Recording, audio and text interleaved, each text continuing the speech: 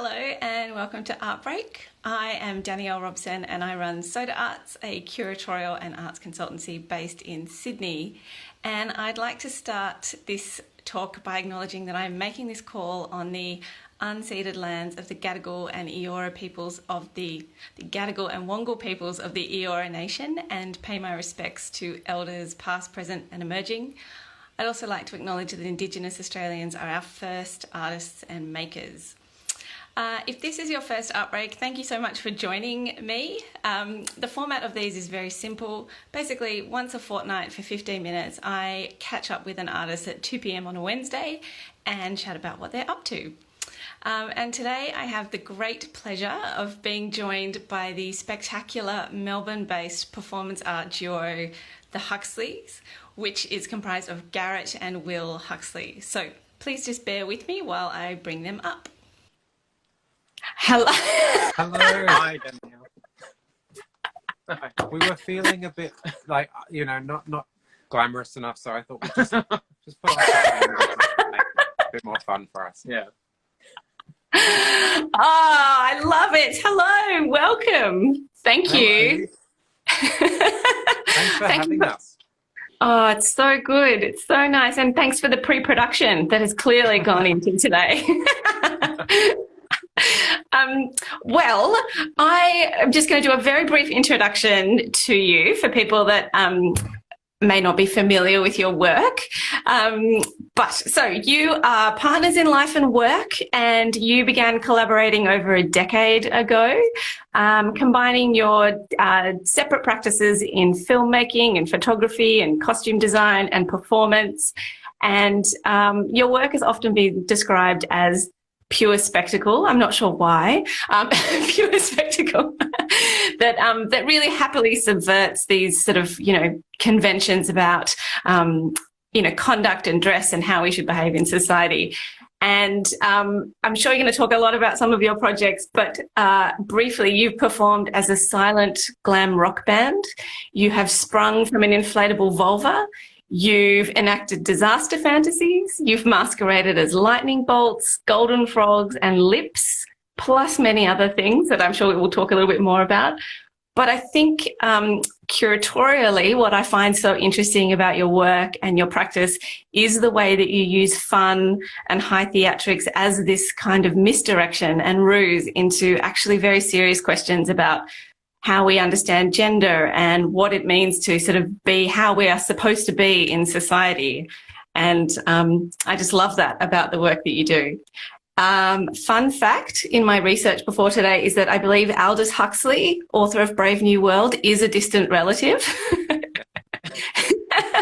And in Australia, you've exhibited your work as part of Sydney Contemporary, Melbourne Fashion Week, Dark Mofo, as well as participating in arts events and festivals all over the world, Hong Kong, London, Tokyo, Berlin, to name a few.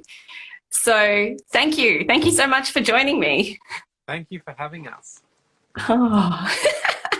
Well, I was going to start with where you are, but perhaps, let's start. Where are you at the moment? So we're based in Melbourne, and we're in our studio in Collingwood, and you can see a little bit of costumes. We make everything here. It's pretty chaotic, and you'll find there's a sequin trail on glitter, it's like Hansel and Gretel. You'll find our studio just by following it. But yeah, we've got all the weird magic happens here, and you'll find our dogs here and us making masks, and We've almost outgrown it. yeah, we've had to get a storage space as well as this. Yeah. It's one of the reasons we broke into inflatable costumes was because they take up less room.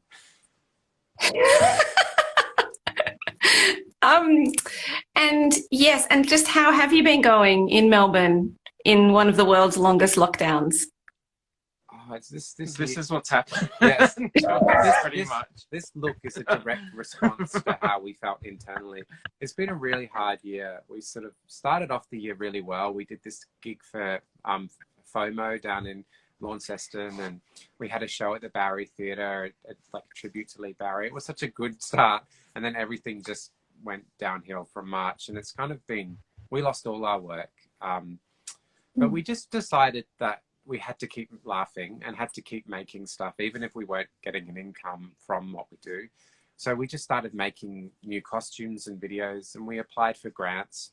We were successful with a couple, which were really helpful. And we made a new body of work called Unbalanced, which was a sort of direct reference to how we were feeling. Like, this is what the costumes are for, these ones in particular. So all these bad wigs that we've had for a while came in really handy, and we made these distorted masks, and it's just how we've been feeling and how probably everyone's been feeling. And the masks were kind of, it was hard to look good and to be happy in lockdown.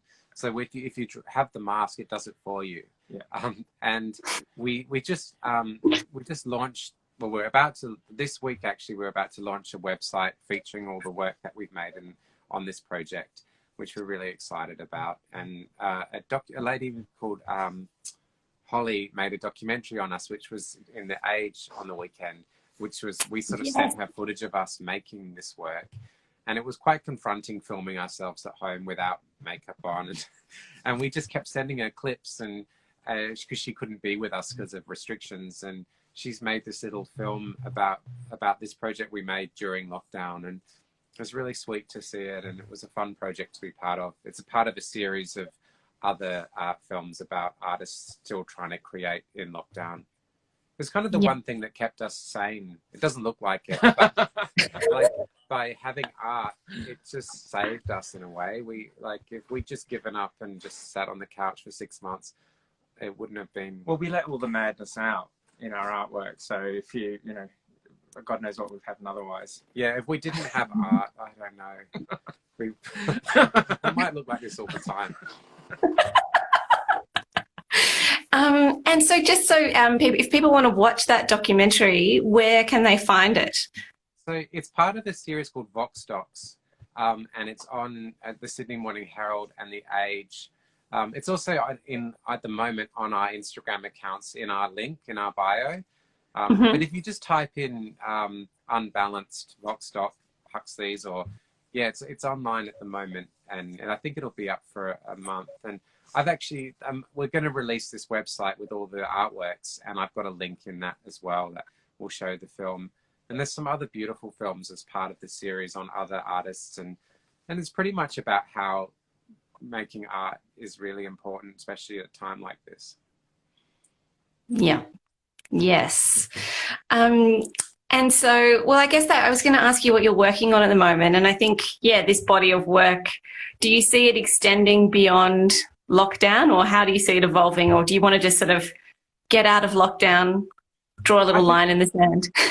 I think these will end up on stage performing these characters. So everything we do, just has these different lives. It's photo, video, and then they end up performing. So that I've grown quite fond of them. I think they'll go, we'll pop them out in the world. These ones are more interview-friendly version. So our lips and eyes can be out, but the other ones are full painted masks. Yeah. But we are going to take them on the stage. I think there's a track by Liza Minnelli and the Pet Shop Boys called Losing My Mind. It's a really funny, late 80s house track. And it's just about her losing her mind. And I feel like these characters really identify with her and with that. So we might do a stage production. There's a video work that we made that we love to project behind us when we perform. And it's in these kind of looks. Can we turn this around? Oh, because we've been making all these costumes and things, and they just go at the other end of the studio at the moment. So that's like an army of costumes and things looking at us. I'll just turn it around so you can see quickly. Yeah, please. So, I don't know. There's the sex dolls that we used. And I'll just do a little quick tour. There's just stuff everywhere at the moment. Wow. Yes. Wow. I can see what you mean. Yes, and I can see what you mean that you've outgrown. You're outgrowing. Yes. We've also, as well as this Unbalanced project, we've got another project that's been like 2 years in the making, which is called Places of Worship, and we're really excited. It's about the natural world and about sort of honoring and treasuring the beauties of the natural world. And we've kind of made costumes that evoke the natural world and taken ourselves to all these remote locations around Australia and photographed ourselves amongst that. And we've made a soundscape, that a vinyl album that's going to accompany it. And it's just been a really big undertaking. And we can't show people at the moment because we want to have an exhibition, and we can't do that. Yeah. We want to do it properly. You know, we have an audience, and and we've got a disco song that's coming along with it as well. So that's we got a grant for that, and it's like I'm really can't wait to share that. And it's kind of almost ready, but we just want to wait till we can have it. For us, having an audience is so important, and it's really hard at the moment because you can only have one person in a bubble, which is not really great for an exhibition. So we're going to wait for that. But this Unbalanced project, we wanted to release it now because it's so pertinent to the COVID situation. And so we've decided to release it on a website. Yeah. So it's about how a lot of us are feeling right now, I think. Yeah. We're always working on new things. Like we just keep going. We just keep things that make us laugh, or we find inspiration always. Yes. Yeah. We've just been coming in. Sorry. No, you go. No. Well, there was a couple of things, but I just that tension between, because as you say, this sort of, we look for things that make us laugh, and we look for how can we really push things to their sort of most extreme. But then there's this tension between, obviously, yes, it is humorous and outlandish and fun, but then there's also some really serious ideas in there. And could you maybe talk a little bit about that?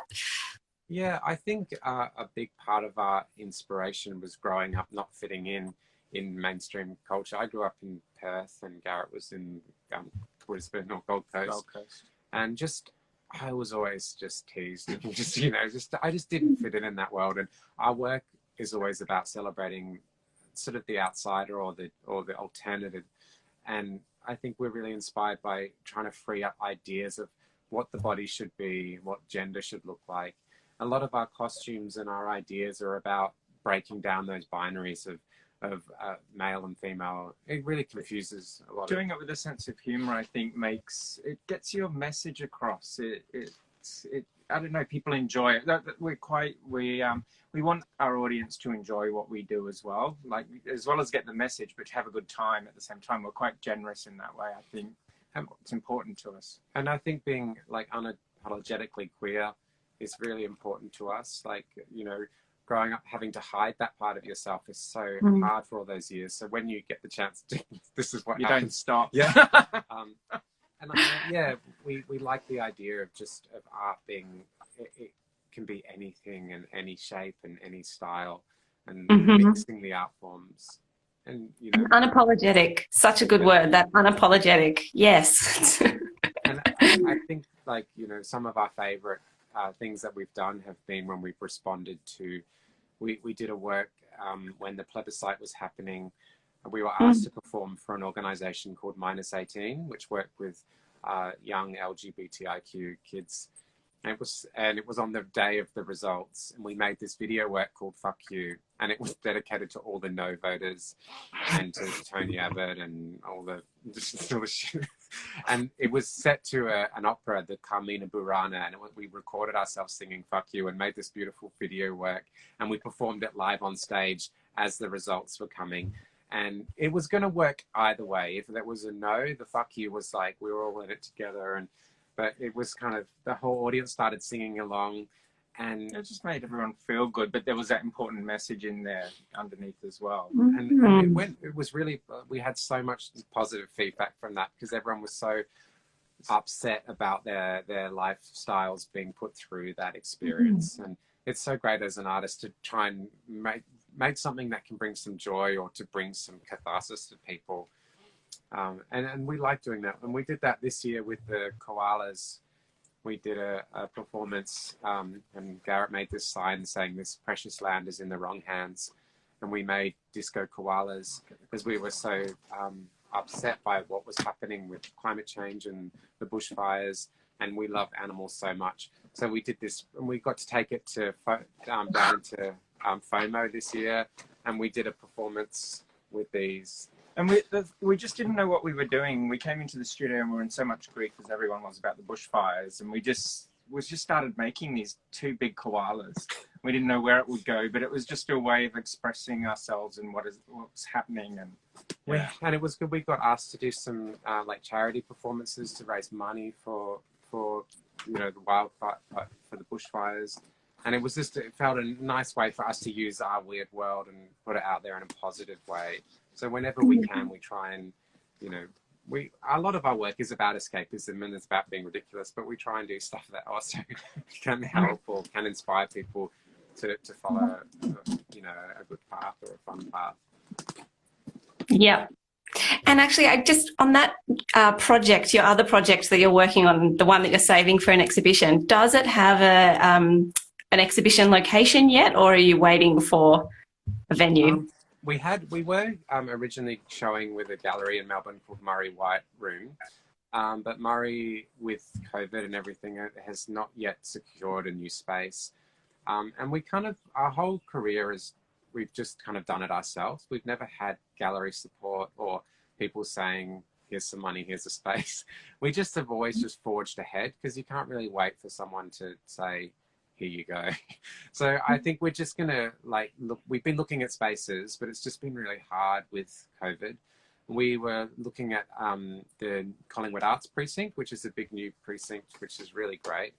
But it's just about timing, and every time we think we could do it, then things fell apart because of the restrictions.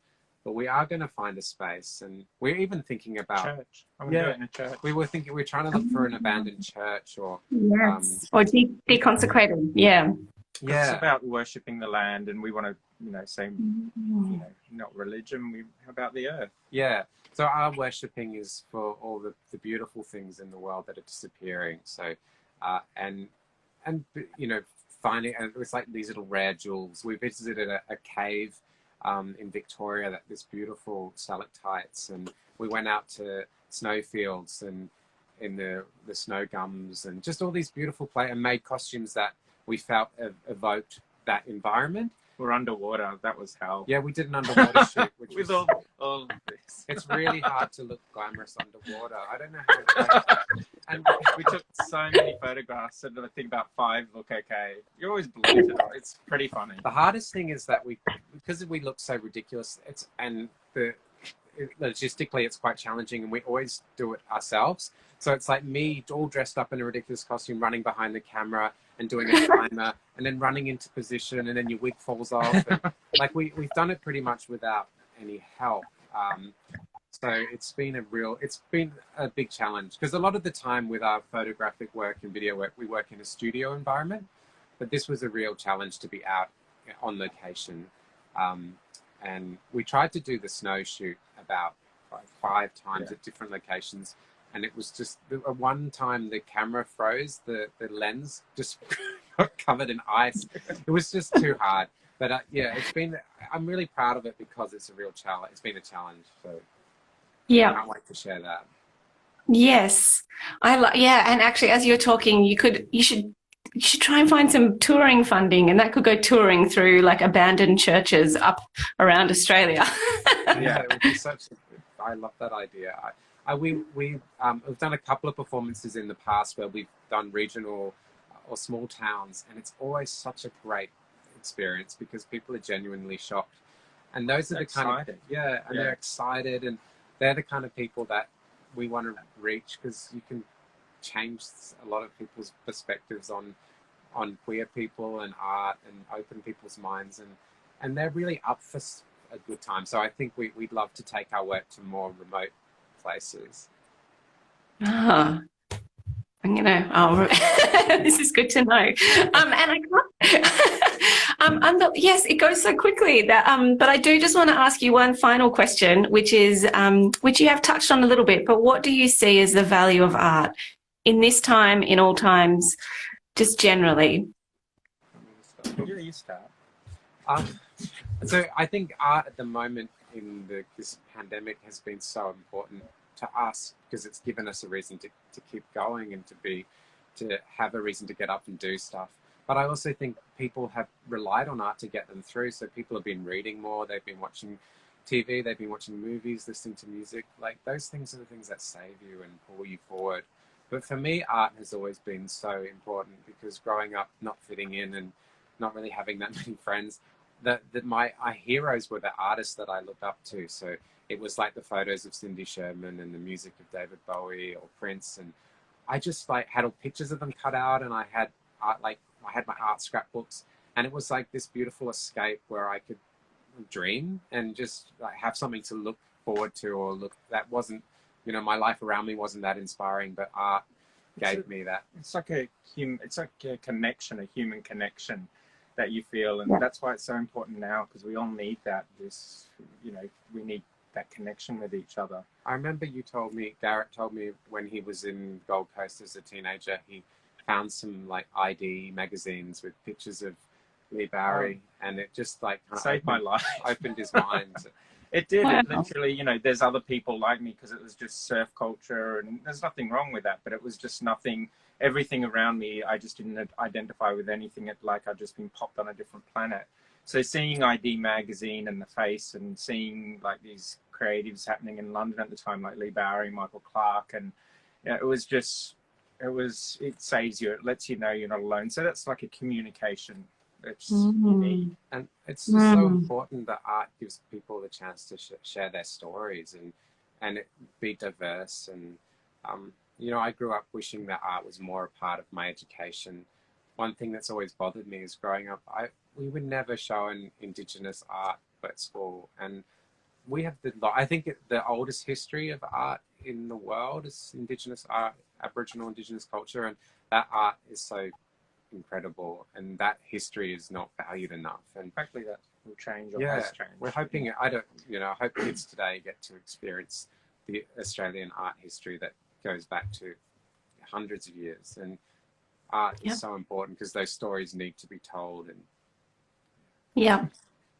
thank you. Yes, I can just say that I have 2 young children, and I have so much hope for the future, because the education that they're getting and the exposure to First Nations culture in preschool, in primary school, is worlds away from what we got in school. So there's a bit of hope on that front, at least. We were just talking about bloody Captain Cook every year from grade 1 to 7, the same thing over and over again. And Frederick McCubbin, just bad bush paintings.